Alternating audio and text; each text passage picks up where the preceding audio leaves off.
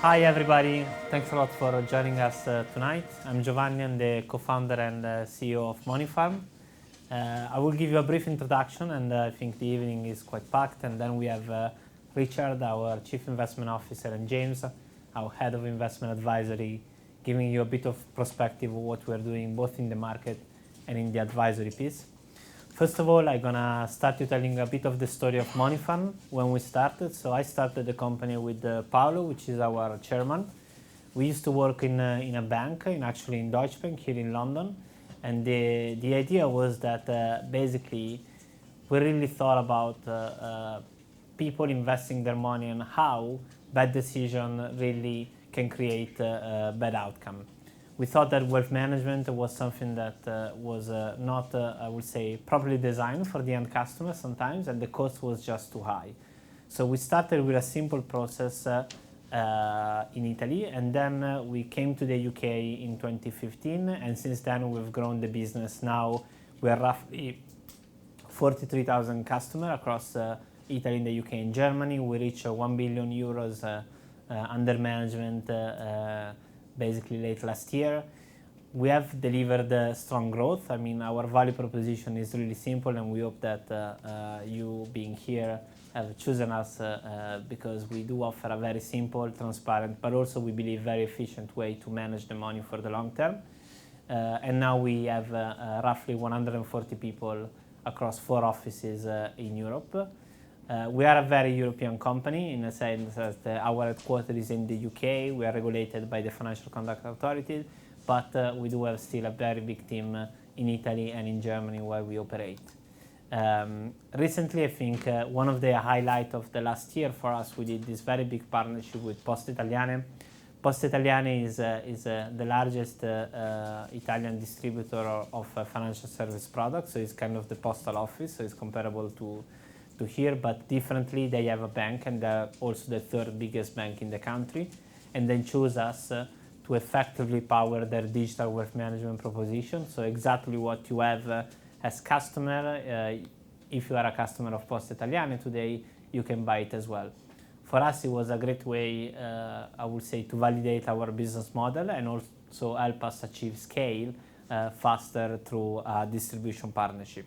We also, of course, do the whole process, and Richard manages the money of the Poste Italiane customer, which we believe is quite a privilege given it's one of the oldest institutions having investors and savers across Italy with almost 35 million customers. So it was quite a very big deal for us.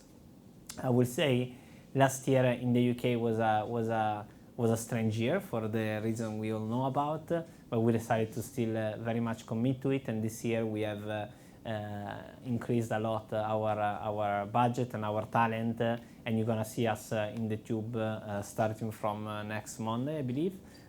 So we really believe that the space for us in the UK is still quite wide open, and there is a lot of opportunities to try to offer a very simple solution for people like you that needs to, I would say, a very strong partner to manage their money over the long term. So what do we really do, right? I would say we believe, firstly, that investing is really important, and we still believe that after 10 years. So we have done time and time again, seeing how investing make a difference, and we can help a customer deliver a better outcome. We believe that our mission is becoming increasingly important today in a world where returns are very hard to achieve. Diversification is increasingly important, and we also see, particularly in the UK, how I would say the focus on trying to make money or trying to choose the star fund manager doesn't really work. So we really believe that our approach to investing, and Richard is going to talk a bit about that, it's really what makes us different and is the best way to invest the money in the long term. So I think we're a very purpose-driven team. Everybody in the organization shares that view. We are really here to deliver value for our customer, and we really believe that investing is good for us and for everybody around us. Of course, we had quite a positive years, I would say, in the last 10 years, and at least until last week.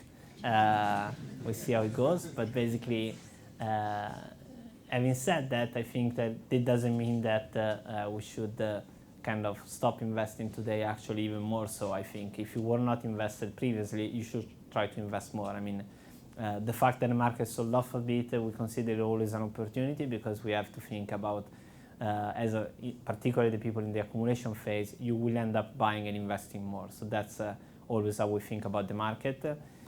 We believe that the cost of not investing is very high. So this is a very nice chart which shows that if we would have believed the various Nouriel Roubini of the case, Mark Faber, or everybody, all these famous gurus that tell you that you have to stop investing, every time people does that, they tend to lose out over the long term. So I think one of our fundamental beliefs is that over the long term, kind of market goes up because we grow, because there is progress, because we look at the world very positively.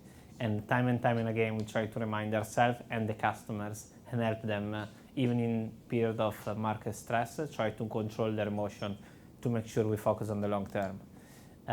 We believe that the world has not changed, and we are still in a situation where we're going to have supportive monetary policy. We see the action today about the Federal Reserve. Richard is going to talk a bit about that.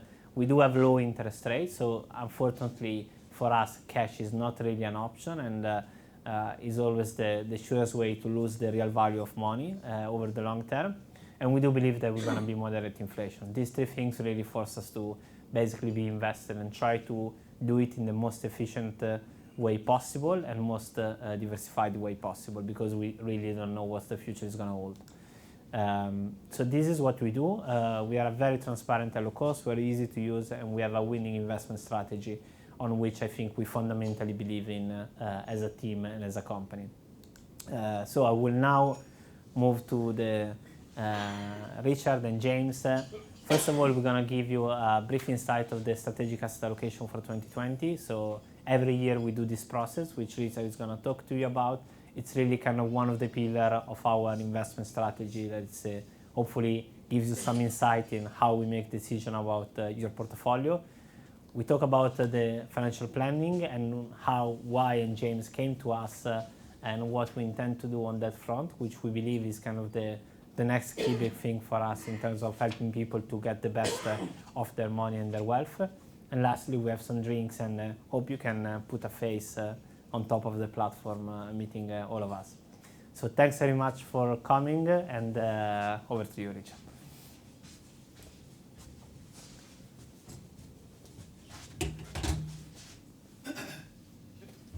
Great. Thank you very much for coming. I'm going to do a few things this evening. I'm going to very briefly look back at 2019, which is an increasingly distant memory. I'll talk a little bit about the investment process, then the strategic asset allocation, and then we'll talk a little bit about 2020, what we've seen so far, what we think might happen, and then we'll just have a couple of concluding thoughts. So when you look at 2019, you really had a year where you got positive returns from just about every asset class. This is a chart showing the performance in colors of a broad range of asset classes for each of the last 10 years. And you really draw the contrast between the last two columns. The second last is 2018, where you see an awful lot of red. And you contrast that with 2019, which was almost entirely green. And it's just a reminder that you had an awful lot, a very synchronous set of markets in 2019 that really set the backdrop for where we are today.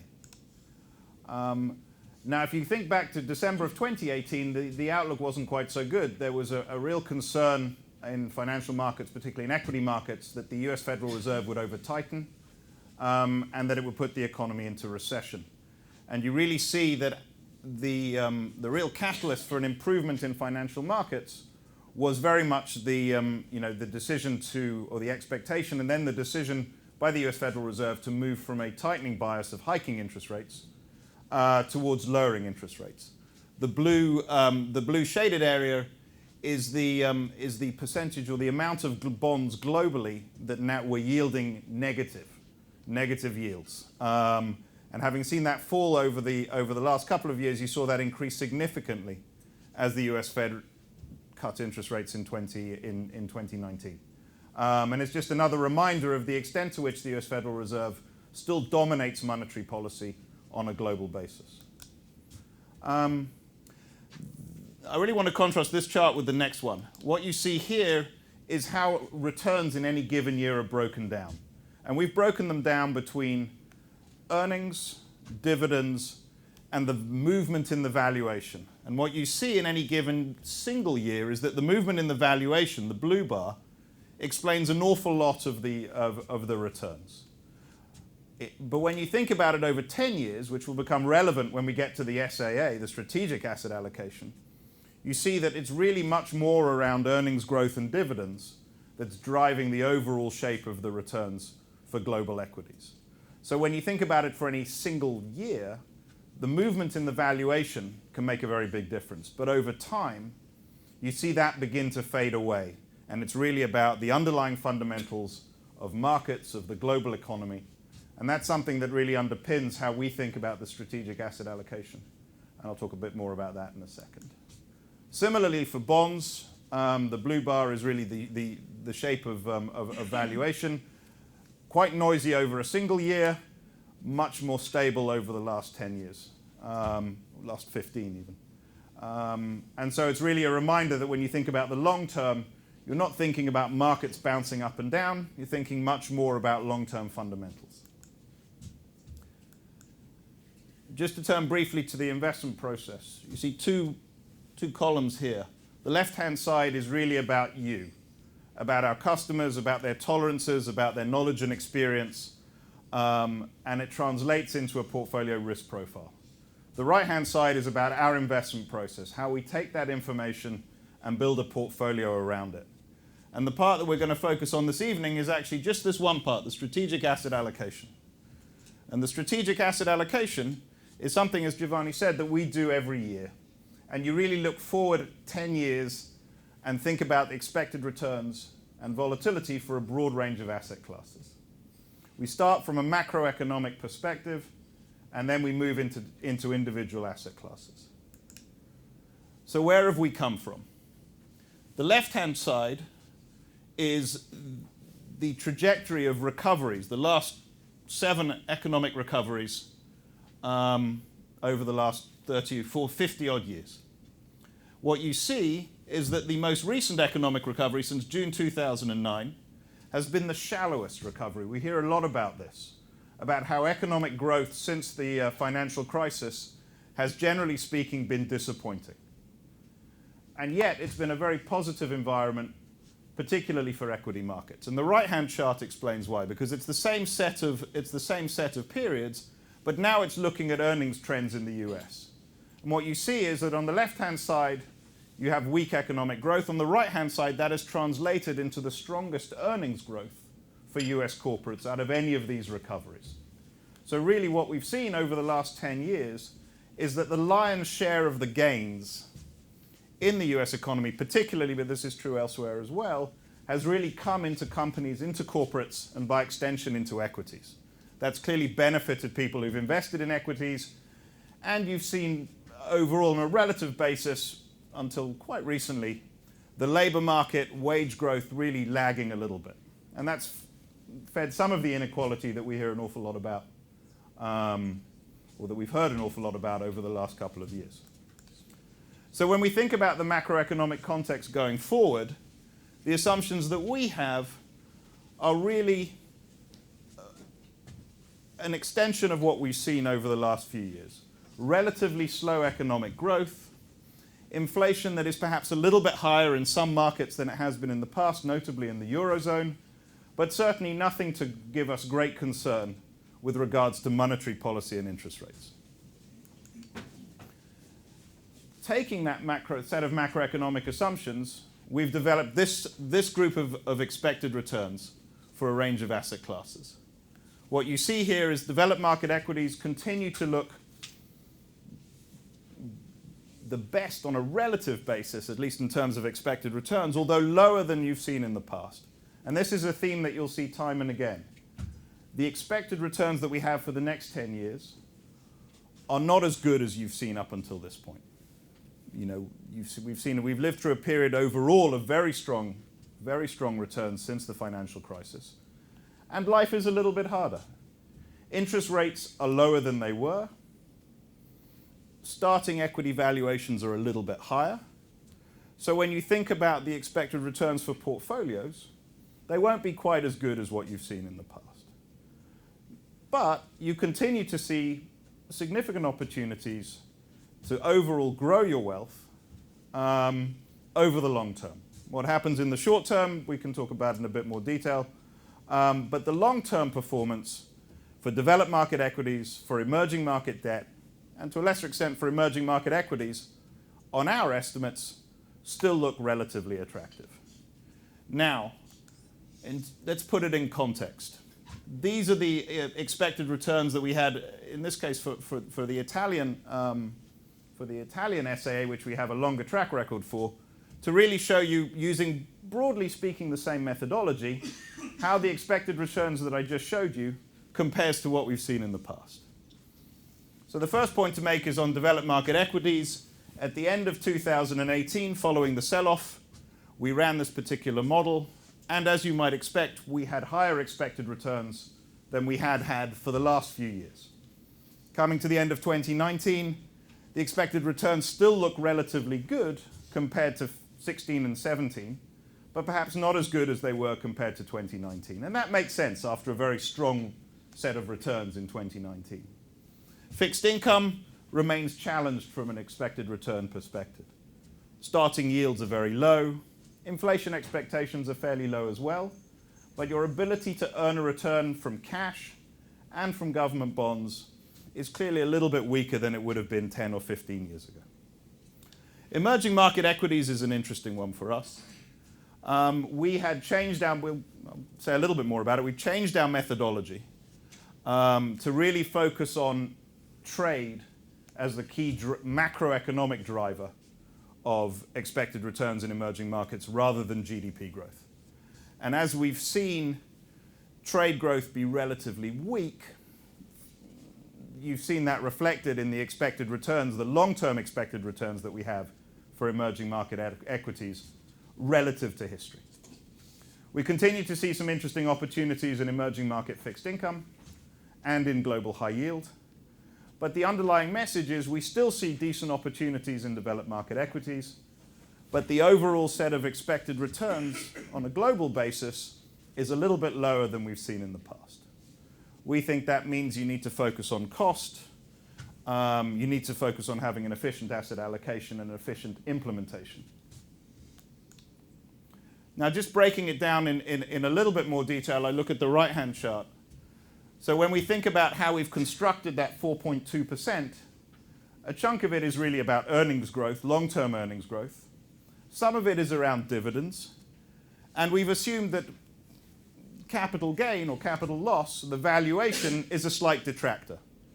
And in our models, we assume that long-term valuations normalize to an average. And after 2019, where we saw valuations a little bit above their long-term average, that's reflected in that detractor, that negative number. And it's an important point because even though we've started with relatively higher valuations than in the past, we still see an opportunity for decent absolute returns. Just to dig into the emerging market equity portion, looking at export surprises versus the trend of earnings in emerging markets, this is really just to underscore the point that I made earlier around trade being a very meaningful driver of returns in emerging market equities. And it's something that we continue to focus on. Giovanni mentioned inflation, and something I wanted to pick up on. When we think about the kind of profile that we've laid out of relatively low interest rates, relatively slower growth, the relative absence of inflation over the last 10 years is an important driver of that. And what this chart is trying to show is how this dispersion of forecasts has come down. If you think back to the financial crisis, you saw unprecedented action from central banks, cutting interest rates, buying up bonds, quantitative easing. And we were entering uncharted territory. And no one was quite sure how the macroeconomic was going to react. There were broad range of opinions around inflation was going to pick up dramatically, inflation wasn't going to pick up dramatically. And what you see here is the extent to which you've seen long-term inflation forecasts, the dispersion, the range of those forecasts was extremely high in the years after the financial crisis, as everybody was trying to digest really how this macroeconomic policy was going to impact inflation. Over time, what we've seen is that those forecasts, that dispersion has come down. We've seen that inflation, so far at least, really hasn't picked up in developed market economies, despite central banks throwing everything that they can at it. And while that is the case, the underlying scenario that we've laid out seems to make sense to us. But inflation is something that we do keep an eye on, even though it seems to have disappeared from a lot of people's radar screens. Because if you did see a pickup of inflation, which we don't expect, that would call into question an awful lot of the underlying assumptions that have underpinned financial markets over the last few years. So it's a tail risk. We don't think it's a likely outcome, but it's something that we keep an eye on regardless. Let's skip on that. Just to put the strategic asset allocation into context, the black lines for P3 and P5, a couple of our portfolio models, show the actual returns of those portfolios.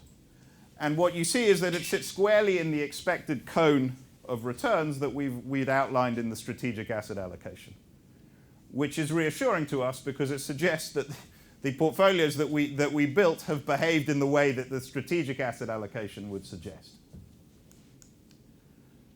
So when you think about the 2020s, the next 10 years, what are we looking for? Positive expected returns, albeit lower than last year.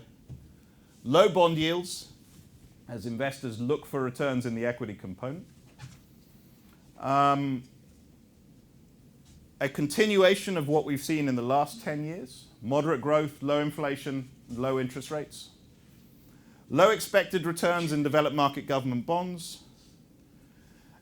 And corporate credit and emerging market debt continuing to look relatively attractive within the fixed income complex.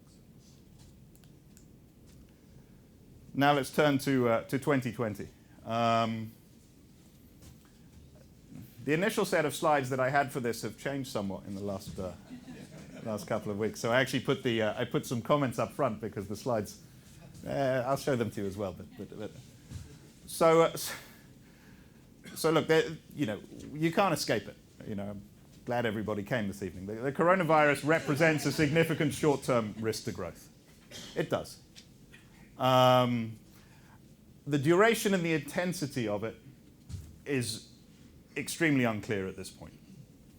Our base case is that we will see a hit to growth in the short term, and it will prove to be relatively short-lived, by which we mean a couple of months.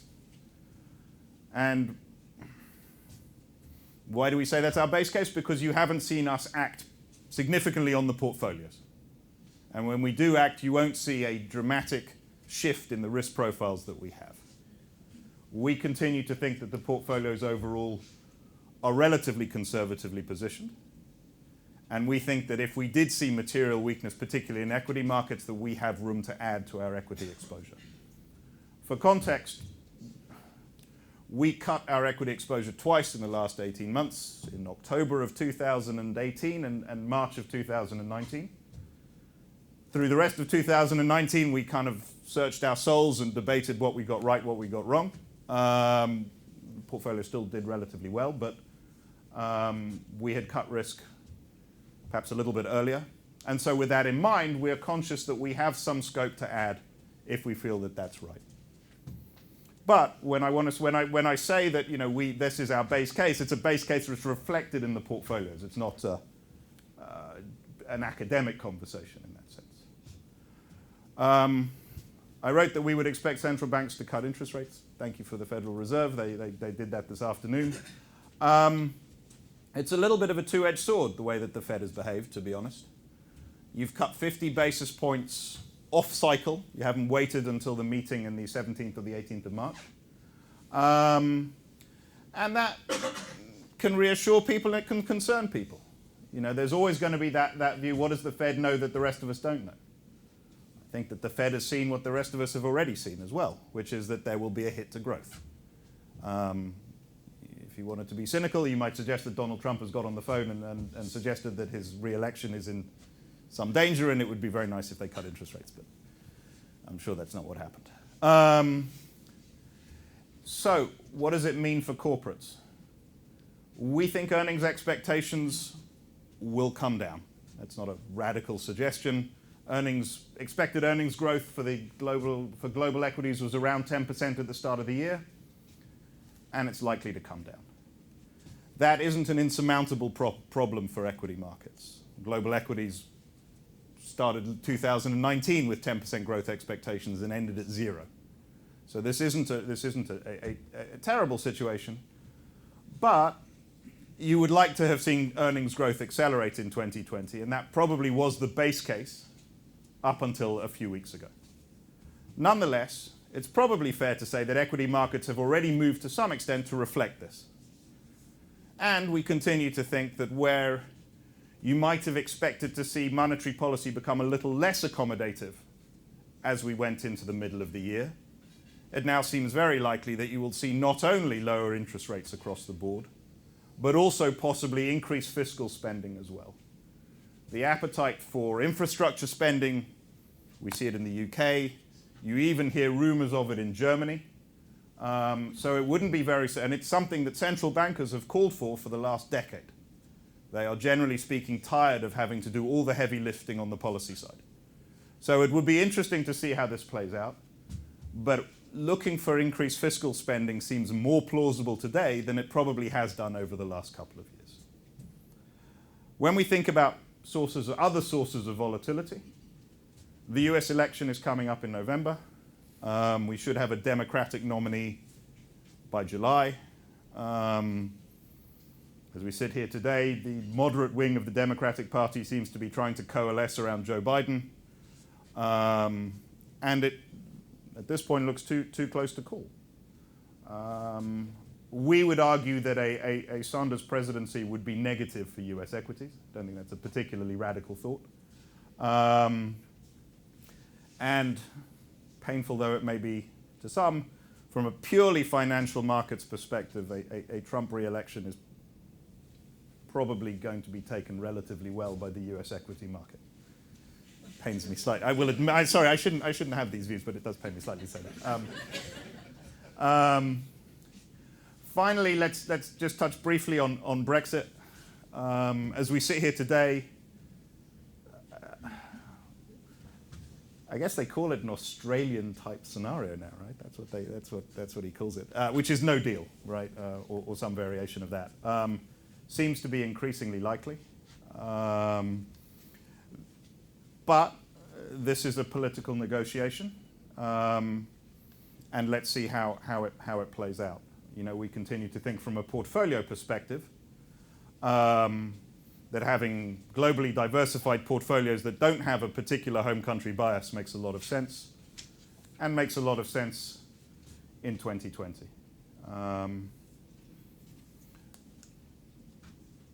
So I was going to show a couple of charts. These charts were the world was an improving place up until about a month ago, but there were a couple that I wanted to touch on. The first was really about earnings expectations. And this little bit, this is each of these lines is the forecast for a particular year. And the first thing to notice is that by and large, equity analysts are too optimistic, and this is true most years. And this was particularly true in 2019, and in 2020 it looked a little bit better, but that number is probably going to come down. This is not new news. What's more interesting to us, if you can see it, is that fixed income investors are no better than equity investors at forecasting the future. Each of these dotted lines is the expected trajectory for the US 10-year interest rate. And what it shows you is that time and again, over the last decade, fixed income investors have expected interest rates to normalize. And time and again, they have been either disappointed or reassured, depending on where you sat, because growth has not accelerated the way that they expected, and inflation has not picked up the way that they might have expected. So when we come into 2020, We see a similar profile, and the evidence today is that we're going to look back at 2020, having had a bit of a growth shock in the first couple of quarters of the year, but in all likelihood, at least as we stand here today, beginning to see an improvement towards the second half of the year in a global economy that is gradually recovering with relatively lower interest rates and still with fairly low inflation. That's the outlook that we have in the short term. The strategic asset allocation, as I mentioned earlier, has a similar shape to it. Relatively slower growth, muted inflation, expected returns that are still positive, but perhaps lower than we've been used to, and an environment in which we think, with careful planning and with a real focus on costs, you can continue to grow your wealth. Thank you very much.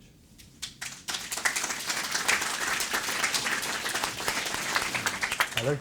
So my presentation is going to be on financial planning and the importance of making proactive decisions and how you might be able to put a structure in place to help you with these. So is this an issue? Well, the Money Advice Service launched a survey last year, and some of the statistics came out of it were quite impressive or non-impressive, as whatever your view might be. 14% of people only have done a great deal of retirement planning. Only 1 in 5 have no plan at all, and 61% do not focus on the long term with their money. This can be really quite an expensive decision to make.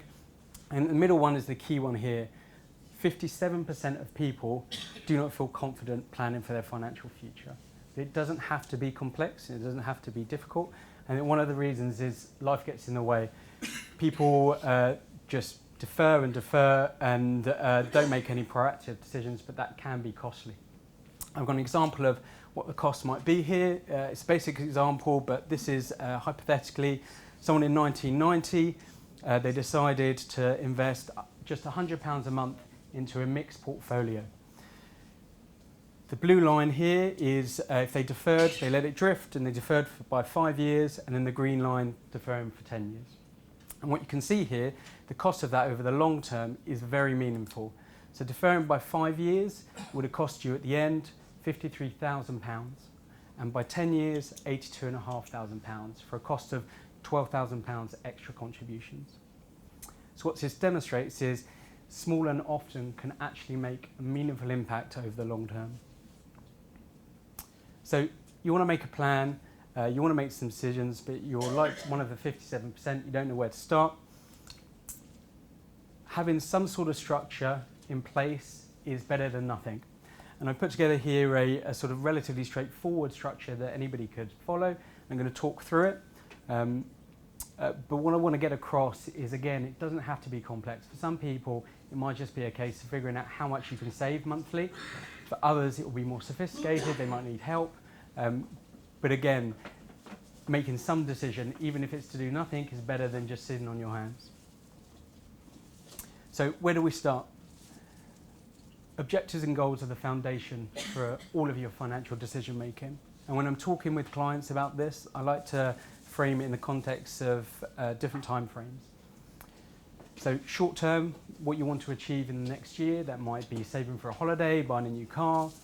Medium term, this might be things saving for school fees or paying down debt. And then longer term is typically retirement related. When do you want to retire? How much do you want to retire with? Getting these down on paper is really actually very important to the whole process. Getting clarity about what you want to achieve and what's more important to you. And what I would say with the prioritization, it's often quite difficult to actually put them in any degree of order. And often there'll be conflict between the time frames as well. But having them down on paper and starting to think about these things is often the first step in trying to actually action something to get you to where you want to be. So you've got your objectives. What's the next step? Analysing what you have in place already is key. So most people will have investments in place already, be it pensions, ISAs, cash. Doing a sense check of those is really important, and doing so regularly as well. What are they costing you? What are they invested in? are the investments appropriate for what you want to achieve?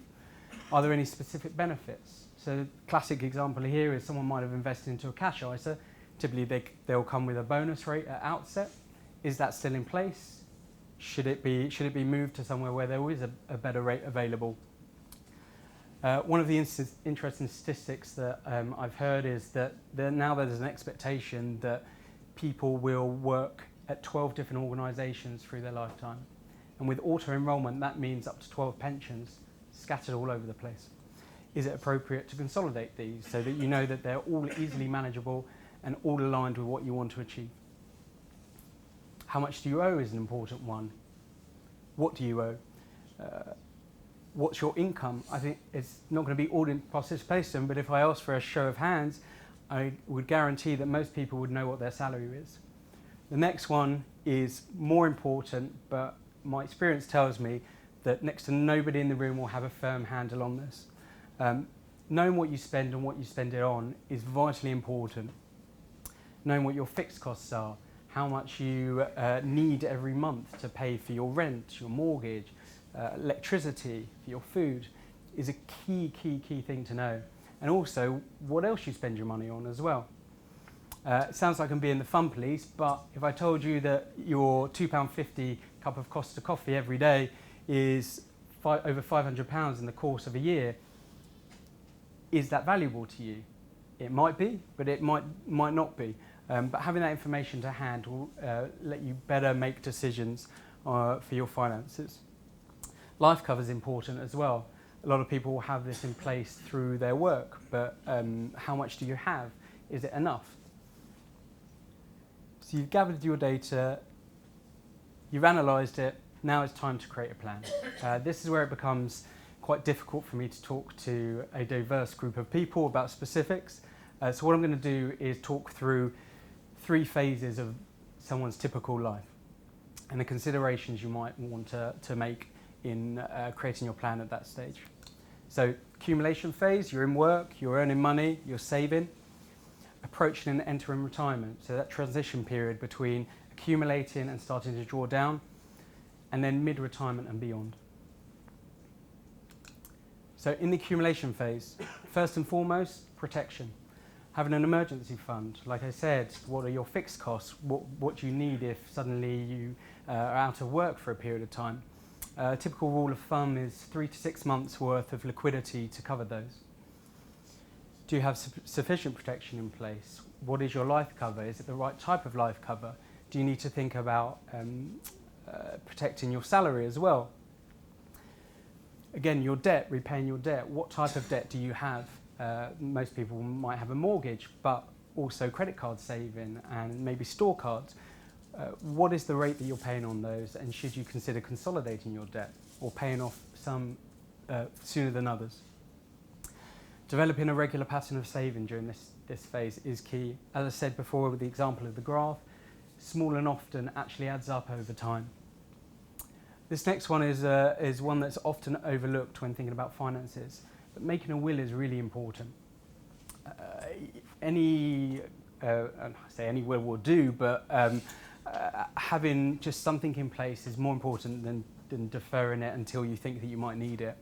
There's legislation in place called the Rules of Intestacy, which will govern how an estate is distributed on death, even if you're married. If you're interested, look it up. It can be quite surprising how those rules work. And taking advantage of tax allowances during this phase can be beneficial. I've got an example of that. So we've got someone who's lucky enough to have £100,000 in cash. Either they've saved it or they've inherited it, and they want to put it into products. So in this example, they're a high rate taxpayer. They take advantage of their pension annual allowance, £40,000.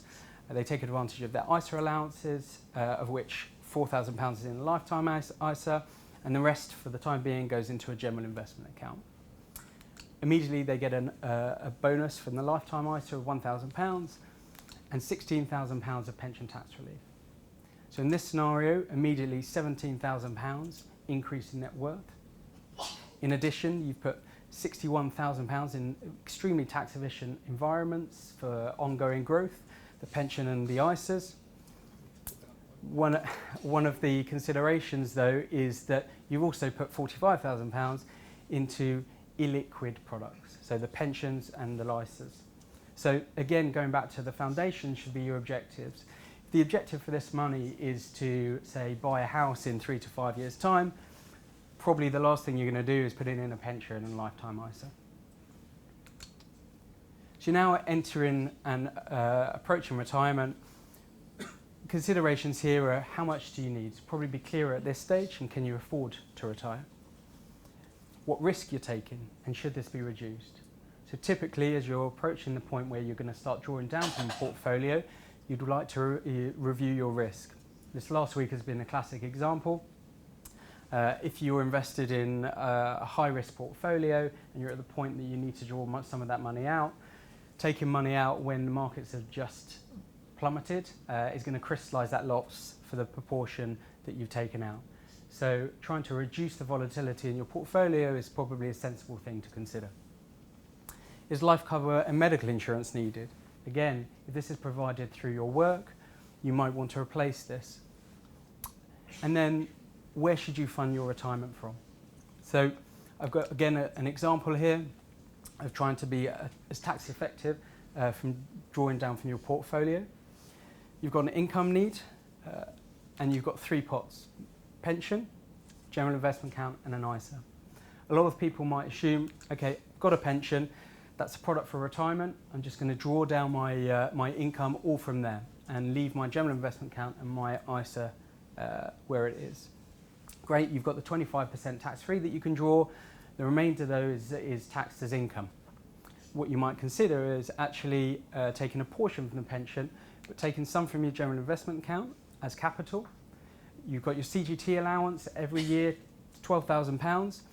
A common misconception is actually that £12,000 is the value you can draw without CGT. In fact, it's the gain that is tested. So you can typically draw out significantly more than £12,000 with no capital gains tax allowance. Sorry, no capital gains tax payable. You also might like to consider taking some money from your ISA if appropriate. Completely tax-free on withdrawals and accessible without any penalties. So you've got to mid-retirement. 2 main considerations here. First one, you need to monitor expenditure and your drawdown to make sure that your pot is going to last you for the rest of your life.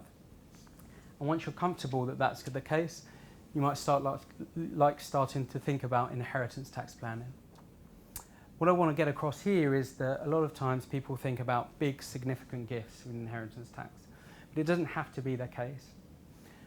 A lot of times, again, small and often can benefit over the long term in terms of mitigating your inheritance tax liabilities. Things like using grandchildren's ISA allowances, some people like to do. Again, you get the benefit of using tax allowances for your family.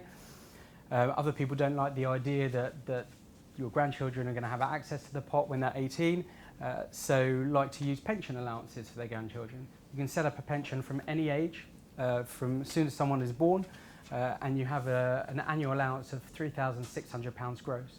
Now, over the period of 10, 15 years, that pot can grow very effectively. Now, clearly, the beneficiary can't access it as well until their pension age. Some people like the idea of starting early for their grandchildren. I'm going to go back to this slide here in terms of thinking about inheritance tax overlay on drawing down for that income need.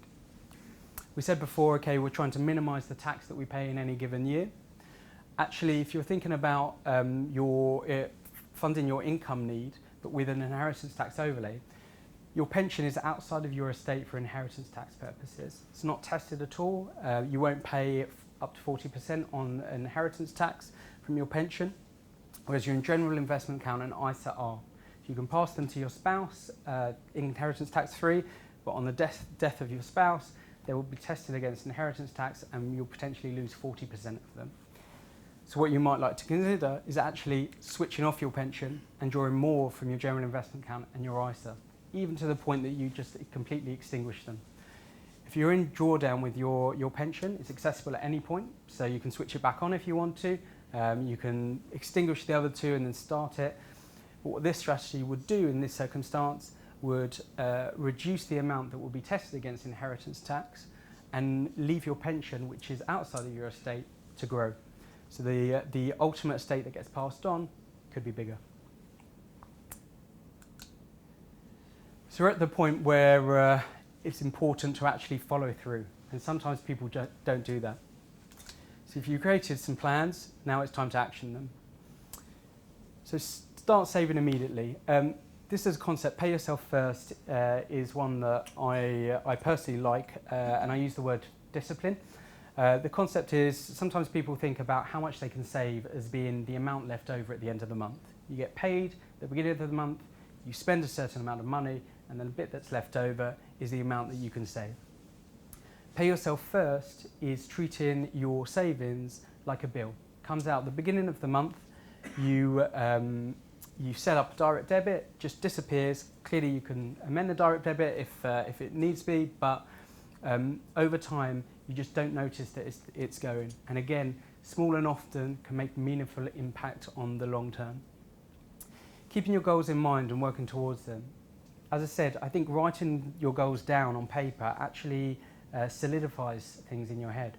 It also helps when you're making these financial decisions to actually draw back to the things that you've said are important to you. Your goals will change through your lifetime, but having them in your mind will help you make more informed decisions. And this last point I'm going to belabor somewhat. It's a topical topic at the moment. Don't lose your investment bottle, especially if you're investing for the long term. Now clearly markets have been volatile this last week, and my team has taken a lot of calls from concerned clients. And we posted a blog about this topic on Friday, some of you may have read. And I've got 3 graphs just to show what the impact or the potential impact of making a decision based on short-term volatility can be on your long-term prospects. First one, this was in the blog. One of my team put this together for me. The blue line shows someone who, again, invested in a portfolio of mixed investments for the last 10 years. They buried their head in the sand whenever markets went to put, and just kept invested all the way through. The orange line is an example of a very skittish investor. The biggest 4 drawdowns during that period, they decided they were going to disinvest at the low of the market, and they only reinvested once markets had recovered. So clearly very poorly timed, but it goes to show what a huge impact it can have over the long term if you miss the recovery in markets. The difference between 2 portfolio values is about 40%. Now, when you consider what impact that might have on either your income in retirement or your ability to retire, it can be massive. This graph here is stolen from a Morgan Stanley presentation, and it's a bit dated, but I really like it. It's the S&P, so US market, over a period from 2007 to mid-2018. And what it shows is that every red line is a daily swing where the market fell by over 2.5%. And every green line is a daily swing where it rose by 2.5%. And what this demonstrates is typically those swings are very closely correlated in terms of time. So what I guess the upshot of this is if you sell when markets have fallen, it's more than likely that you will miss the increase or the recovery in markets. And the next slide here shows what impact that can have on actual returns. So these are returns for the S&P over a 28-year period from 1990 to 2018. The first bar shows what the return would have been, the annualized return, over that period if you missed no days in the market, so 9.9%. If you missed the best 15 days, so 15 days out of a 28-year period, that return falls by over 3.5% to 6.3% per year. It goes down by 15 days each time to 90 days. If you miss the best 19 days over the 28-year period, your annualized return would be a negative 3.1%. Now clearly you'd have to be the worst investor in the world to miss those best 19 days, but it does demonstrate how important actually being invested during those days is to your long-term finances. So almost there. We got to the point here. It's the end point, but also the start point. Monitoring and regularly reviewing. So this is not just a one-time plan. It's an iterative process over time. Recommendation is to review annually. Just set some time aside each year to spend some time just focusing on your finances, to not let them drift. But also if your circumstances change. If you get married, if you have an inheritance, if you get fired, it's worth revisiting your plan. And again, reiterating, no plan should be fixed. It will change over your lifetime. So just to summarise, some key takeaways. Do commit some time each year to looking at your finances. Don't let them drift.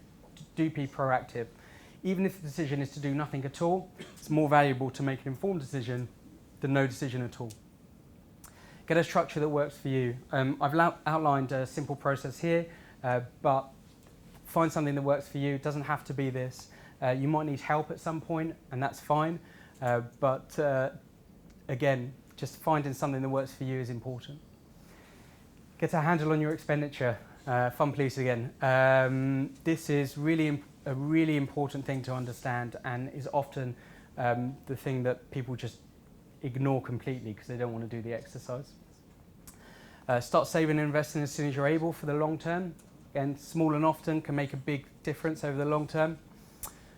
Make sure you're appropriately protected with life cover. That's for you and your spouse, your family, and it might be various types of life cover, not just in case of death.